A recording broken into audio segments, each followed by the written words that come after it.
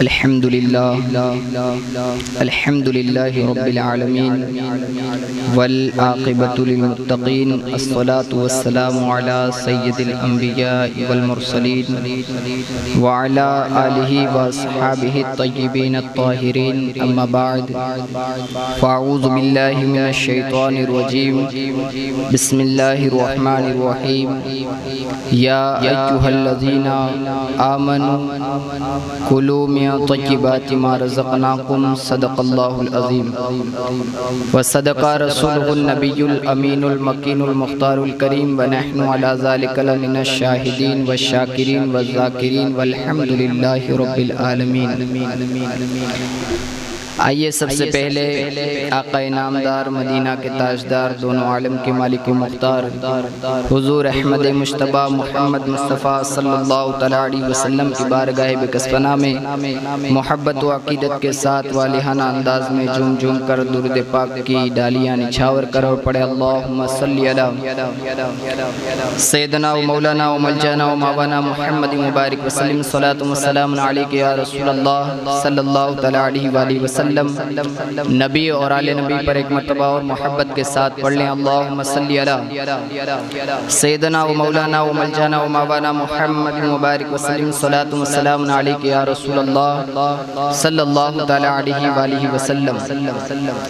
آقا کریم صلی اللہ علیہ وسلم کے پیارے دیوانوں، خطبہ مسنونہ کے بعد جس آیت مقدسہ کو آپ کے سامنے تلاوت کرنے کا شرف حاصل کیا ہے، اللہ رب العزت اس میں ارشاد فرماتا ہے یا ایھا الذین آمنوا، اے ایمان والو، کلوا من طیبات ما رزقناکم، تم کھاؤ جو کچھ ہم نے تمہیں پاکیزہ رزق عطا کیا ہے۔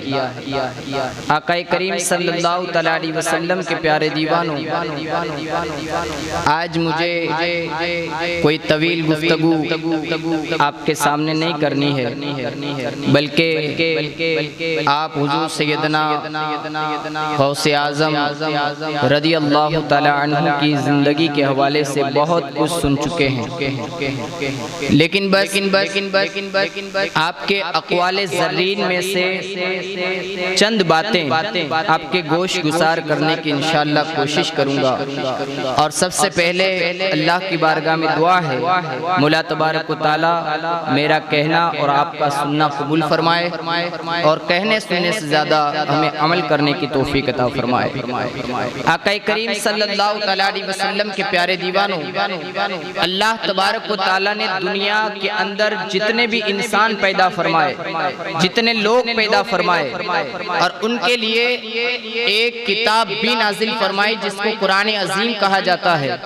اور سب سے بڑی اور اہمیت والی بات یہ ہے کہ قرآن عظیم کے اندر اللہ تبارک و تعالی نے ہر انسان کی پرابلم کا جواب، ہر انسان کی پریشانی کا حل عطا فرما دیا۔ اگر کوئی غریب ہے اور اس کے ساتھ کوئی پریشانی پیش آ رہی ہے، اس کی زندگی کے اندر کوئی سوال پیش آ رہا ہے، تو اللہ تبارک و تعالی نے اس غریب کے سوال کا حل بھی قرآن عظیم کے اندر ارشاد فرما دیا ہے۔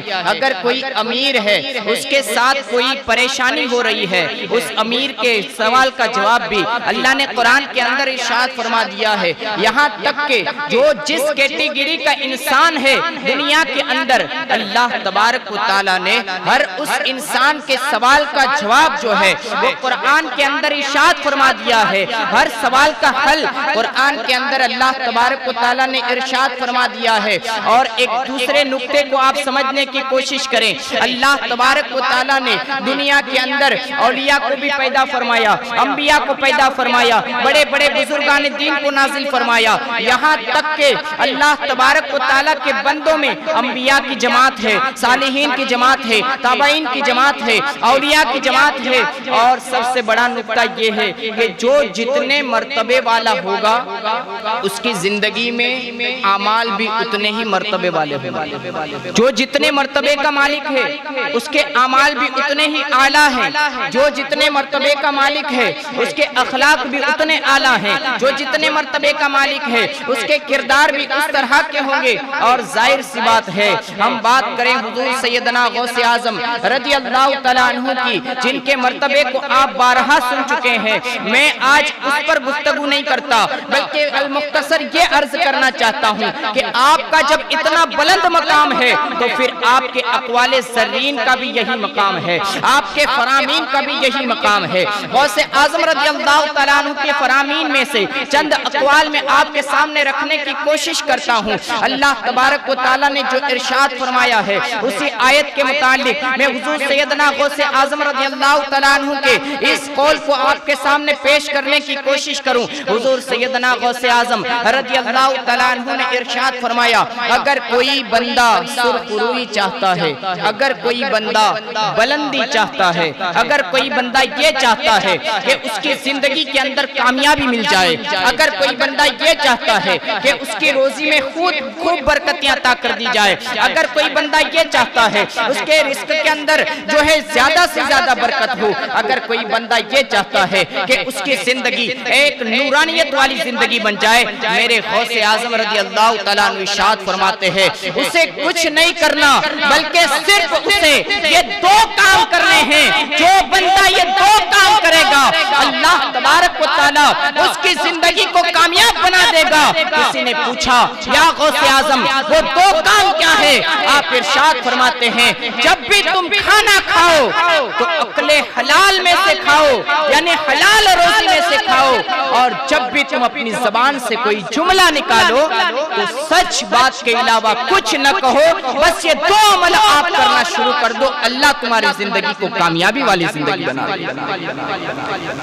اب ہمارے معاشرے کو دیکھیں، ہمارا حال دیکھیں، عقل حلال پر اگر میں کہوں یعنی کہ حلال روزی، آج ہماری معاشرے کی پوزیشن یہ ہے کہ اگر حرام کی طرف سے کچھ زیادہ مل رہا ہے تو لوگ اس طرف جا رہے ہیں اور حلال کی طرف نہیں جاتے۔ پیسہ کیسا بھی ہو لیکن حلال ہونا چاہیے۔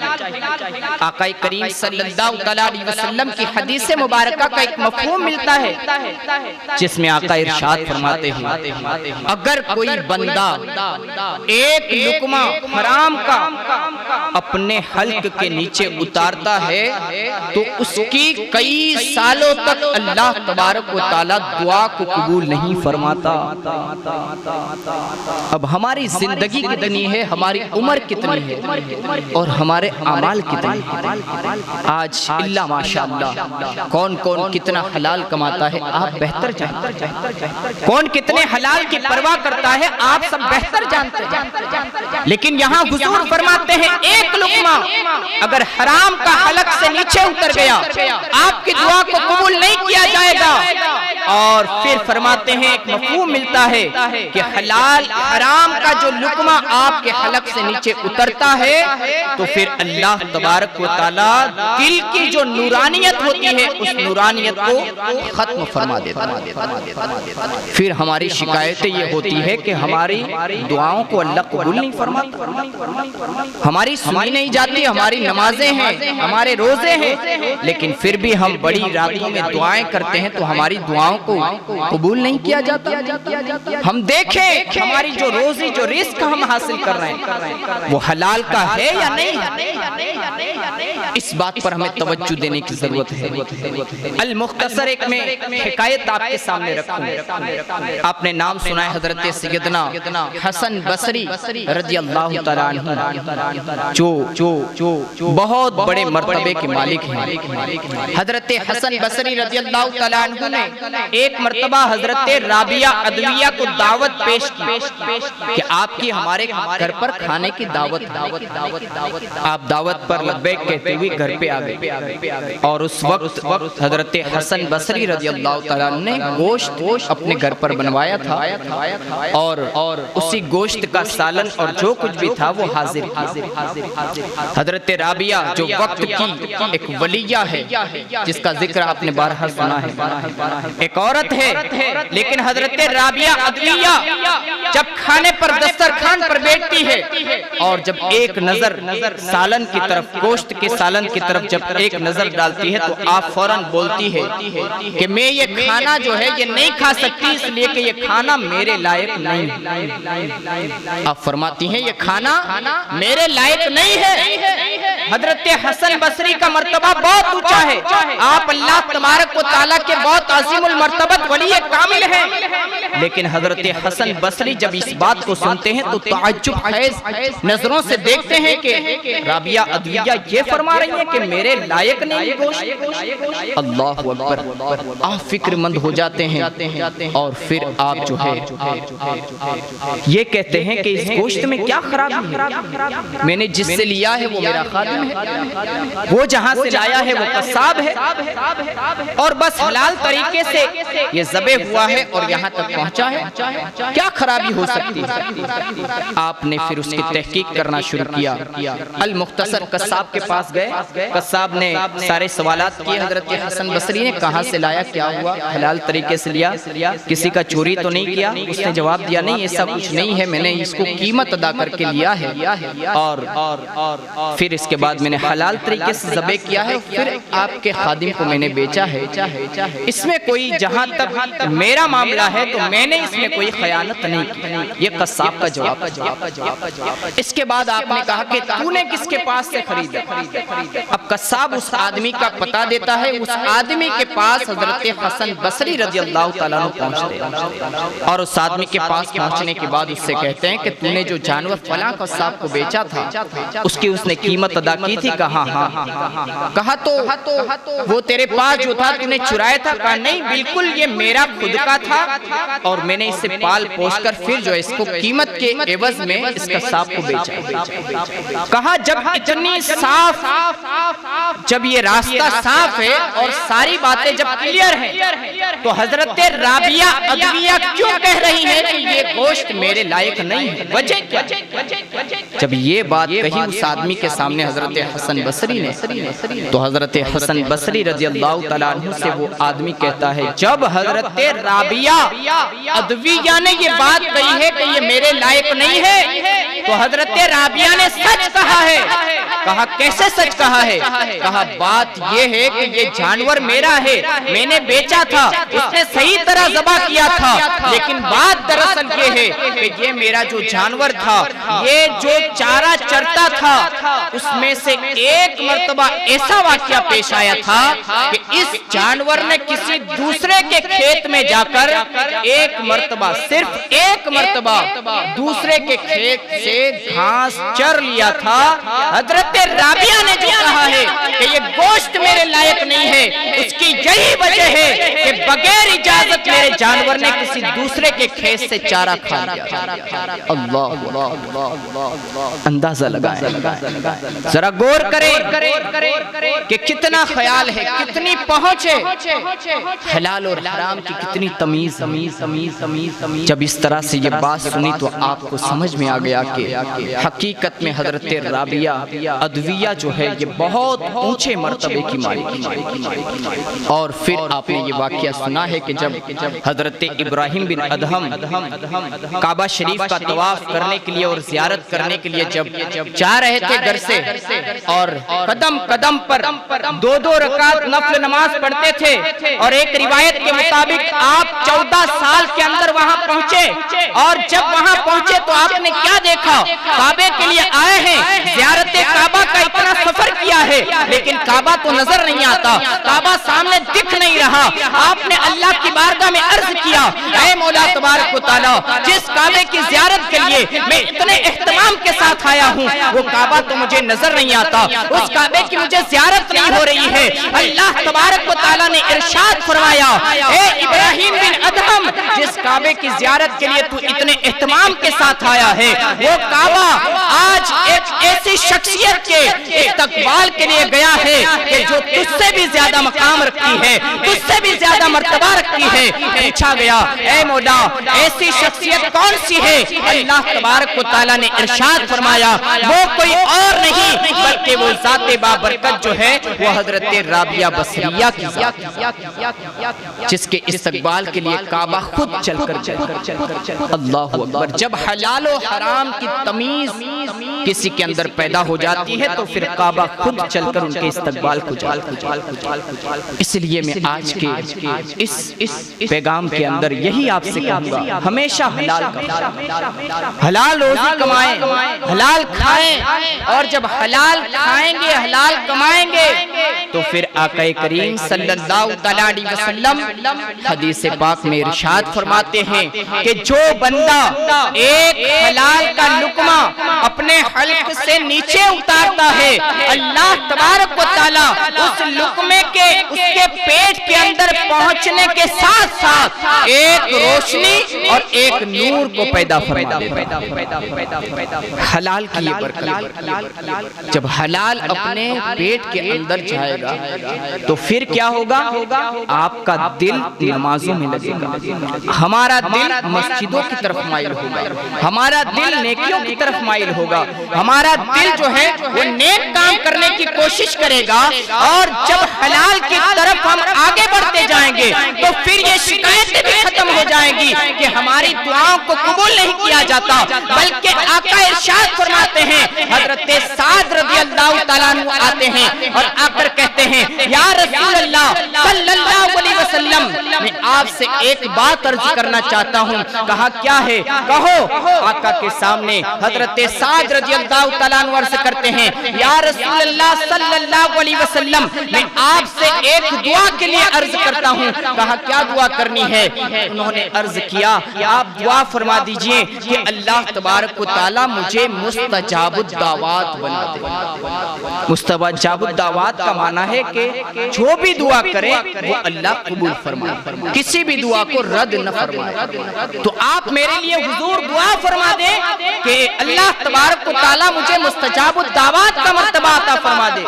اب سنیں سوال کتنا بڑا سوال, بہت بڑا سوال, لیکن میرے آقا کا ارشاد, میرے آقا کریم صلی اللہ علیہ وسلم حضرت سعد رضی اللہ تعالیٰ عنہ سے ارشاد فرماتے ہیں اے سعد, تم یہ چاہتے ہو کہ مستجاب الدعوات بن جاؤ, دوسرا کچھ نہ کرو, بس تم ہمیشہ کے لیے اکل حلال کا اہتمام کرو, حلال روزی کھایا کرو, اللہ تبارک و تعالیٰ تمہیں مستجاب الدعوات بنا دے.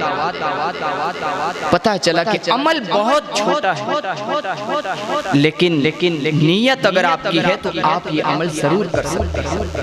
اس لیے حضور غوث اعظم نے ارشاد فرمایا, ایک مرتبہ کسی نے سوال کر لیا, غوث اعظم رضی اللہ تعالیٰ عنہ آپ کا یہ جو مقام اور مرتبہ اتنا بڑا اللہ تبارک و تعالیٰ نے جو بنا دیا, آپ کو اتنا مقام ملا, تو اس کے پیچھے کیا راز ہے؟ آپ نے مختصر میں یہی فرمایا کہ میں نے ہمیشہ حلال روزی کا اہتمام کیا, حلال لقمے کا خیال رکھا, اور ہمیشہ صدق مقال سچ بولنے کا اہتمام کیا. اللہ تبارک و تعالیٰ نے مجھے غوثیت کا مرتبہ عطا فرمایا. اتنا بڑا مقام, صرف دو چیزیں, مطلب وہ پیغام ہم کو سمجھانا چاہتے ہیں کہ ہمیشہ حلال کھاؤ, ہمیشہ سچ بولو.